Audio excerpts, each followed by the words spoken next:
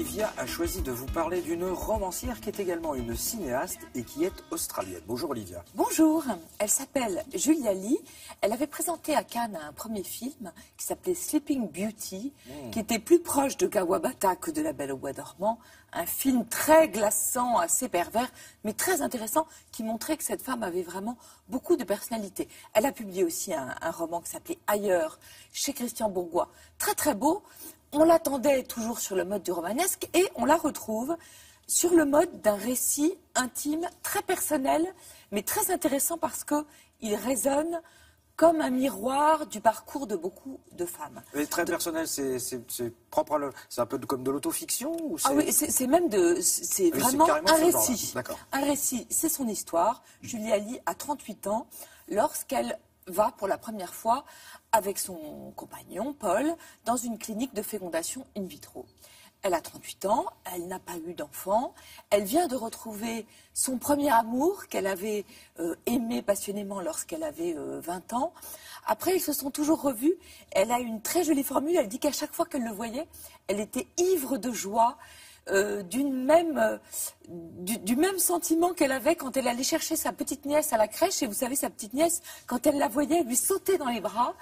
Donc c'est vraiment une histoire d'amour très forte qu'elle vit avec cet homme. Pourquoi ça ne s'est pas produit pendant les 18 ans? Parce qu'entre les deux, ils ont eu 10 000 amoureux, dit-elle, chacun.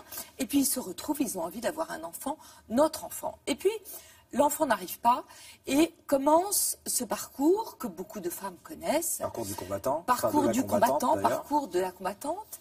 Mais ce qui est intéressant, c'est que là, c'est vraiment une créatrice qui s'empare de ce sujet et qui raconte comment le corps est mis vraiment à rude épreuve, comment l'esprit l'est aussi, comment finalement vous faites des montagnes russes tout le temps entre espérance, désespérance, comment vous êtes tout le temps finalement soumis à des choix. On vous pose tout le temps des questions auxquelles en fait vous n'avez pas de réponse et auxquelles parfois les médecins eux-mêmes n'ont de réponse que des statistiques. Ah ben est-ce que vous voulez on rentre dans des choix médicaux.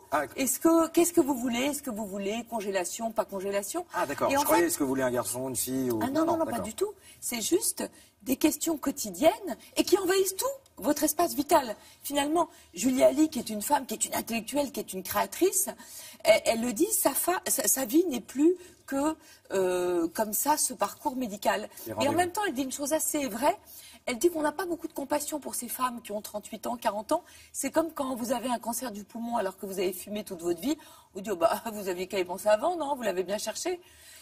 C'est passionnant et ça interroge la question de société. Qu'est-ce qui se passe finalement? Quel est ce désir d'enfant qui prend toute la place? Et est-ce qu'on ne pourrait pas juste être femme sans être mère? C'est chez Christian Bourgois, c'est âpre, c'est violent, c'est passionnant. Lire, penser, résister, j'ai ce petit badge, c'est d'actualité, et terriblement d'actualité aujourd'hui. C'est un diffuseur qui s'appelle le CDE, qui a eu la très bonne idée de rassembler une vingtaine d'éditeurs pour leur demander de chercher dans leur fonds des ouvrages d'hier et d'aujourd'hui qui permettent de mieux penser le monde, de mieux le comprendre et surtout ce monde d'aujourd'hui qui est tellement incertain et tellement parfois angoissant. Alors des maisons comme Minuit, comme POL, comme De Noël, comme Sabine Vespizer ont cherché des titres qui pouvaient justement nous aider à appréhender l'actualité. Alors c'est formidable parce que vous avez aussi bien James Baldwin, ce penseur noir homosexuel très très important qui a publié justement chez Christian Bourgois, mais vous avez aussi une fille d'aujourd'hui comme Linda Lay qui a publié un très très beau livre sur qu'est-ce que c'est que l'étranger. Donc évidemment ça résonne aujourd'hui particulièrement, mais vous avez Charlotte Delbo et son expérience concentrationnaire, vous avez Pérec qui raconte la guerre d'Algérie, vous avez Maya Angelou qui, à mon avis, est vraiment très intéressante avec sa lettre à ma fille. Vous avez aussi Pierre Bayard, cet historien, qui avait écrit, il y a 2 ans, je crois, un livre qui s'appelait « Aurais-je été résistant ou bourreau ?» Et là, on voit bien que ce n'était pas aussi simple que ce qu'on dit toujours. Hein. Voilà. On se place toujours du bon côté. Ça s'appelle « Lire, penser, résister ».